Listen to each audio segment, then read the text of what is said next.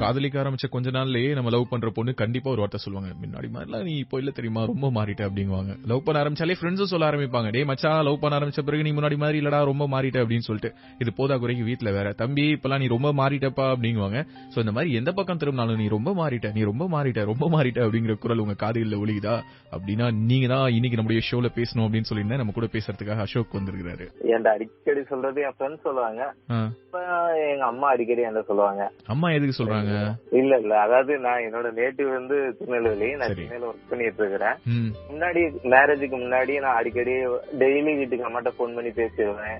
எதனா ஒண்ணுனா உடனே என்ன ஒரு ஹெல்ப் கேட்டாலும் உடனே டக்கு டக்கு பண்ணிடுவேன். ஓகே, கொஞ்சம் நமக்குன்னு ஒரு குடும்பம், நமக்குன்னு ஒரு கமிட்மெண்ட்லாம் வந்துருச்சு அப்படின்னா கொஞ்சம் அந்த இதுல இருந்து கொஞ்சம் ஒரு 100ல இருந்து ஒரு 75 வந்து நம்ம வந்து அவங்களுக்கு குடுக்கறோம். ஒரு 25 கம்மியா இருக்குது.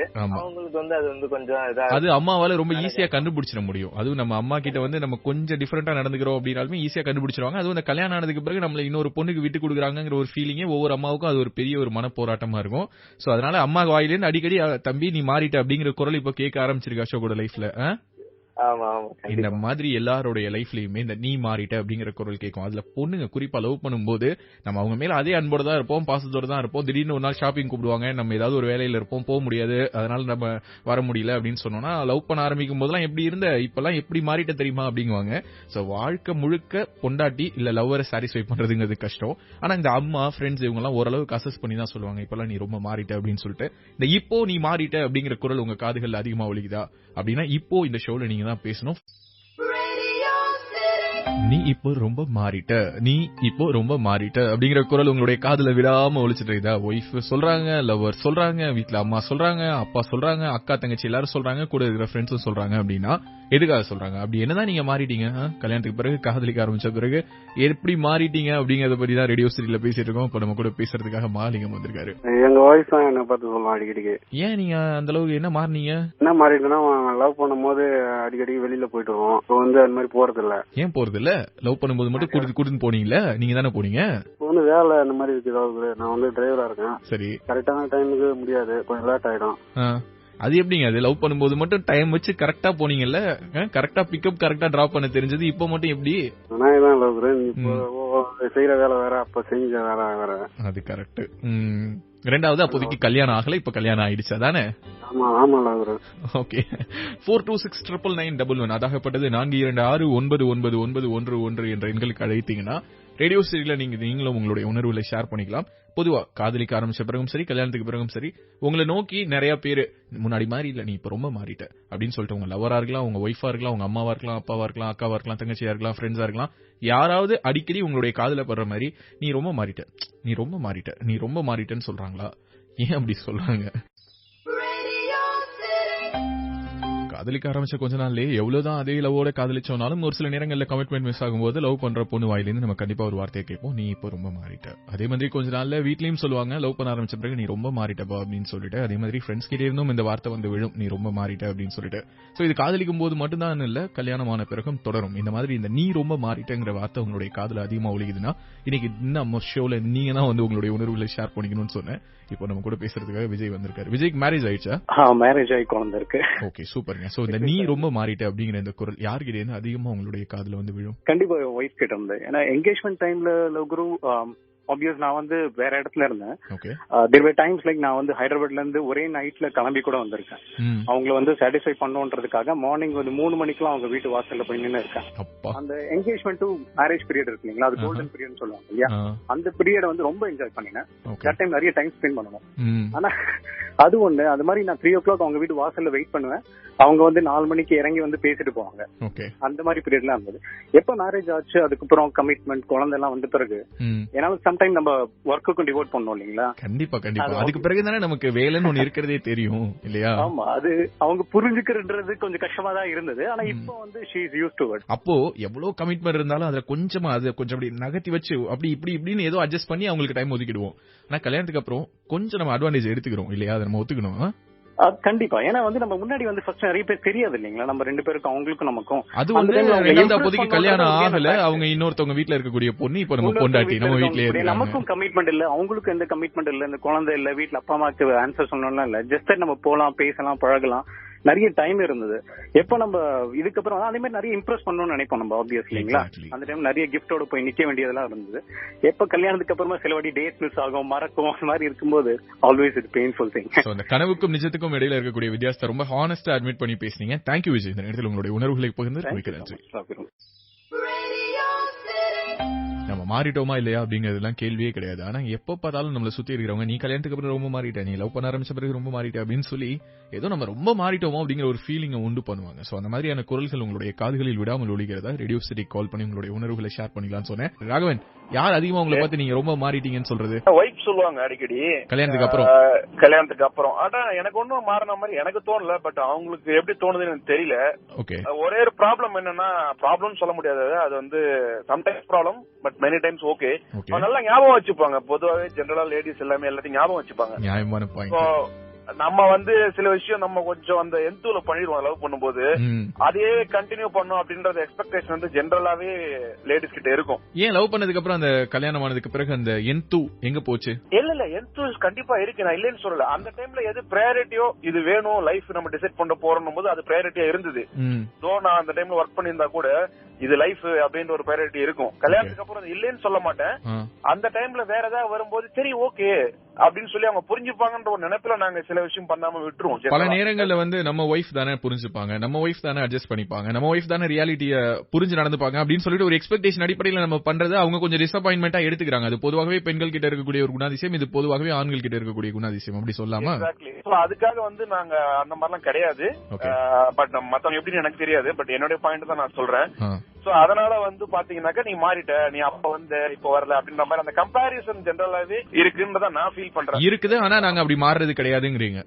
கிடையவே அதேதான் இருக்கும். அந்த லவ் அஃபெக்ஷன் ஜாஸ்தியாகுமே தவிர கண்டிப்பா குறையவே குறையாது. சூப்பர்.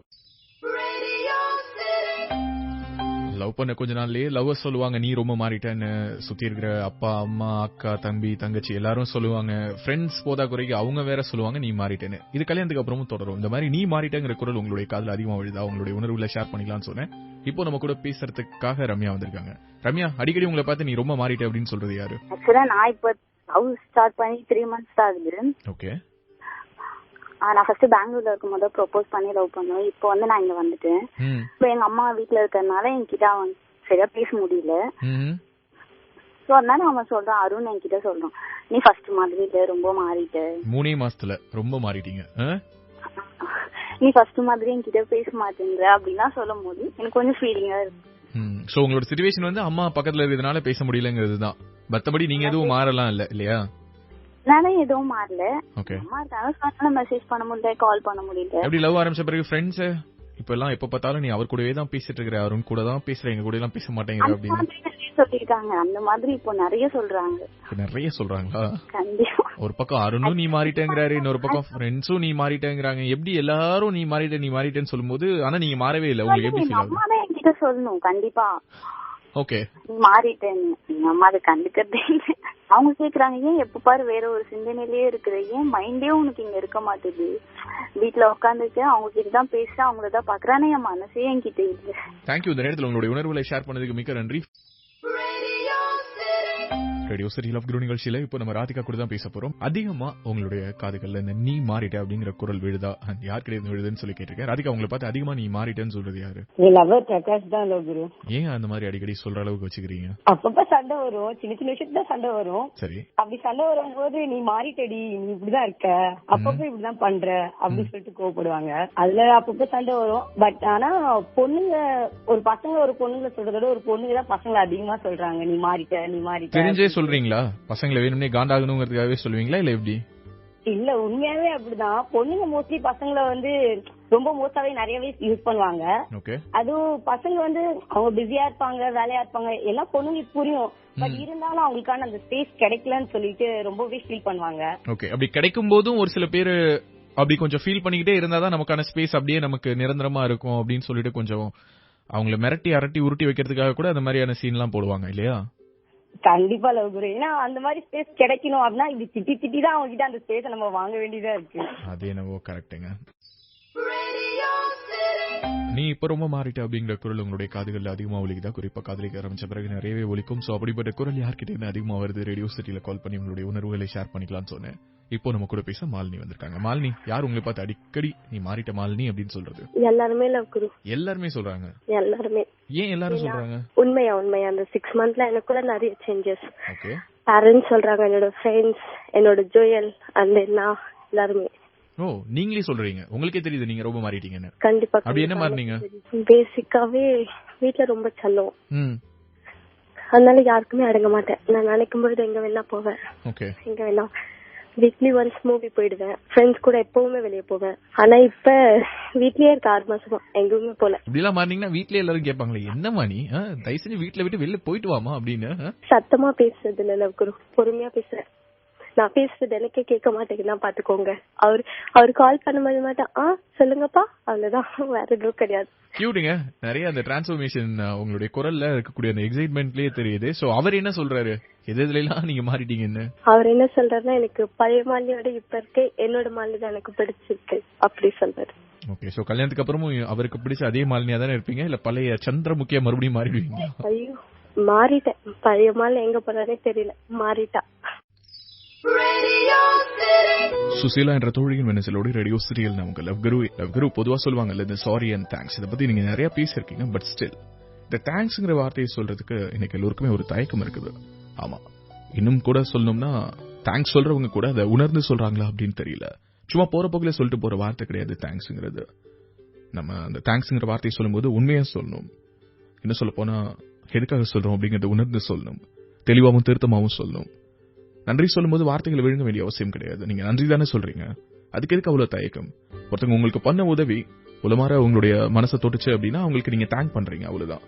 அந்த தேங்க்ஸை நீங்க சொல்ற அந்த விதம் அவங்களுடைய மனசுக்குள்ள அழுத்தமா பதியணும். இன்னொருத்தவங்களுக்கு அந்த மாதிரி உதவணும் அப்படிங்கிற ஒரு எண்ணம் அவங்களுக்கு வரணும். நம்ம ரொம்ப சந்தோஷமா தேங்க்ஸ் சொல்றோம் அப்படிங்கிறது நம்முடைய வார்த்தைகள்ல வெளிப்படணும். அதே மாதிரி யாருக்கு தேங்க்ஸ் சொல்றோமோ அவங்களை நேருக்கு நேரா பார்த்து அவங்களுடைய கண்களை பார்த்து தேங்க்ஸ் சொல்லணும். காதலை மட்டும் தான் கண்ணோட கண் பார்த்து சொல்லணும்னு அவசியம் கிடையாது. நன்றியையும் கண்ணோட கண் பார்த்து சொல்லணும். இதெல்லாம் பொதுவா ரூல்ஸ் அப்படிங்கிற மாதிரி கிடையாது. நன்றி சொல்வதற்கும் கூட இப்படி வழிமுறைகள் இருக்குது அப்படிங்கறத சொல்லணுங்கிறதுக்காக தான் இந்த மின்னஞ்சல். நாங்க நந்தினி என்ற தோழி மின்னஞ்சல் பண்ணிருக்காங்க. உங்களுடைய ஷோல நீங்க அடிக்கடி சுஜாதா சார் சொன்ன வார்த்தையை சொல்லி ஒரு வார்த்தை சொல்லுவீங்களா லவ்குரு? அதை பத்தி என்னுடைய பாயிண்ட் ஆஃப் வியூ என்னங்கிறத ஷேர் பண்ணும். காதலில் சிறந்த பழிவாங்கல் வாழ்ந்து காட்டுவதுதான் சொல்லுவீங்க இல்லையா? That's very true. ஆனா எப்படி வாழ்ந்து காட்டணும் அப்படின்னா, நம்மளுக்கு யார் யாரெல்லாம் தப்பு பண்ணாங்களோ, நமக்கு யார் யாரெல்லாம் துரோகம் நினைச்சாங்களோ அவங்களுக்கு பதிலுக்கு பதிலாக பழி வாங்கி வாழ்ந்து காட்டக்கூடாது. அவங்க நமக்கு செஞ்சதை நம்ம இன்னொருத்தவங்களுக்கு செஞ்சிடவே கூடாது. ஆமா, எப்போதுமே லவ்குரு, இது காதல்னு இல்ல, பொது வாழ்க்கையிலும் கூட நமக்கு இழைக்கப்பட்ட அவமானங்களை அது எல்லாத்தையும் நம்ம குறிச்சு வச்சுக்கணும். ஆமா, நம்மள யார் யாரெல்லாம் எப்படி எப்படிலாம் இன்சல்ட் பண்ணாங்களோ அது எல்லாத்தையும் குறிச்சு வச்சுக்கணும். அதே மாதிரி பதிலுக்கு அவங்களை நாம இன்சல்ட் பண்றதுக்கோ அல்லது பழி வாங்கறதுக்கோ இல்ல, தெரியாமல் கூட நம்முடைய வாழ்க்கையில யாரோ ஒருத்தங்களை நம்ம அப்படி இன்சல்ட் பண்ணிடக்கூடாது, பழி வாங்கிடக்கூடாது அப்படிங்கிற விஷயத்த மனசுல எடுத்துக்கிறதுக்காக. வாழ்க்கைங்கிறது பழி வாங்குறது கிடையாது லவ்குரு, அன்பை கொடுத்து அன்பை வாங்கணும். வேற எதுவுமே இங்க நிரந்தரம் கிடையாது. நாங்க மீண்டும் ஒரு அழுத்தமான பதிவு. லவ்குரு, இன்னைக்கு திருமணங்கள் எல்லாம் ரொம்ப ஹைடெக் திருமணங்களா மாறிடுச்சுங்கிறோம். எதை வச்சு நம்ம ஹைடெக்னு சொல்றோம்? அந்த திருமணத்துக்கான ஏற்பாடுகள் அல்லது அந்த திருமணத்துக்கான வரன்கள் பாக்குறத இன்டர்நெட் மூலமா பாக்குறோம். அதனால அது ஹைடெக்கா மாறிடுமா என்ன? ஹைடெக்னா என்ன அர்த்தம் லவ்குரு? மனுஷன் ஹைடெக்கா மாறணும், மனசு இன்னும் அதே பழமையில தானே இருக்குது.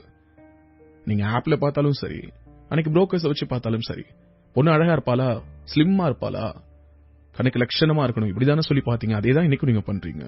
ஃபேர் லுக்கிங் கேர்ள்னு தானே தேடுறீங்க. நாங்க தேவிகா ரேடியோ சிட்டில எனக்கு இந்த மின்னச்சல் நேரத்தில் தேவிகா என்ற தோழியின் மின்னச்சல தான் உங்ககிட்ட ஷேர் பண்ணிட்டு இருக்கேன். நான் உங்க ரேடியோ சிட்டி லவ்குரு. யார் மேலேயும் கோவம்லாம் இல்ல லவ்குரு. என்னோட ஃப்ரெண்ட்ஸ் எனக்கு கிண்டல் பண்ணுவாங்க, இவ்வளவு வாய்க்கிழிய பேசுறீங்களா, நாளைக்கு ஒன்ன பொண்ணு பாக்குறதுக்கும் இப்படிதானே வருவாங்க அப்படின்னு. நான் தான் சொன்னேன், இப்படி டீ டிஃபன் கொடுத்துட்டு பஜ்ஜியோட போண்டா சுட்டு கொடுத்துட்டு ஸ்கிரீனுக்கு பின்னாடி ஒதுங்கி நின்று மாப்பிள்ளை என்ன சொல்றாருன்னு வெயிட் பண்ணி பாக்குற மாதிரியான ஒரு சிச்சுவேஷன் வந்துதான் இந்த தேவிகா கல்யாணம் நடக்கணும்னா கடைசி வரைக்கும் தேவிகா கல்யாணமே பண்ணிக்காம இருப்பனே தவிர உங்களை மாதிரி பண்ணிக்க மாட்டேன்னு சொல்லிட்டு இருக்கேன். அதுல ரொம்ப ஸ்ட்ராங்கா இருப்பேன் லவ்குரு. நாங்க அவங்களுடைய கோபம் எனக்கு பிடிச்சிருந்தது. எதுக்கு இந்த மாதிரி எல்லாம் பண்ணணும்? இன்னும் அந்த மேரேஜ் சிஸ்டத்துல எந்த விதமான மாற்ற முனைகள் இல்ல. ஆமா, அன்னைக்கு புரோக்கர்ஸ் வந்து ஜாதகம் காட்டுவாங்க, போட்டோ காட்டுவாங்க. இன்னைக்கு அது மொபைல் ஆப்ல பாக்குறோம், வெப்சைட்ல பாக்குறோம். அஃபென்ஸ்னு இல்ல, பட் எவ்வளவு காலத்துக்கு தான் பெண்களை இன்னும் அழகு பதுமைகளாகவே டெக்கரேட் பண்ணி அவங்கள ரொம்ப சங்கோச்சப்பட வைத்து இதே மாதிரியான ஒரு மேரேஜ் சிஸ்டத்தை இன்னும் எவ்வளவு காலத்துக்கு ஃபார்வர்ட் பண்ணி எடுத்துட்டு போக போறோம் அப்படிங்கிற ஒரு ஆதங்கம் அவங்களுடைய வார்த்தைகள்ல தெரிச்சது. ஒரே ஒரு விஷயம் மட்டும் சொல்லணும்னு நினைக்கிறேன் தேவிகா, உங்களுடைய வார்த்தை எத்தனை பேருடைய மனசுக்குள்ளார விதையா விழுந்திருக்குன்னு எனக்கு தெரியல. முதல்ல இந்த மாற்றம்ங்கிறது உங்களை மாதிரியான பெண்கள் கிட்டே தான் வரணும். உங்களுடைய வீட்டுல உங்களுடைய அம்மாவோ அப்பாவோ இந்த மாதிரி எல்லாம் ட்ரெஸ் பண்ணிக்கிட்டு தலை நிறைய பூ வச்சுக்கிட்டு ஜுவல்ஸ் எல்லாம் எடுத்து போட்டுக்கிட்டு யாருனே தெரியாத ஒரு 3 பேருக்கு காஃபியோ டீயோ சர்வ் பண்ண சொன்னா முடியாதுன்னு சொல்லணும். அப்பதான் இந்த மாற்றம் சாத்தியமாகும். நீங்க கேட்டுட்டு இருக்கீங்க ரேடியோ சிட்டி காதல், உங்கள் லவ் குருவுடன்.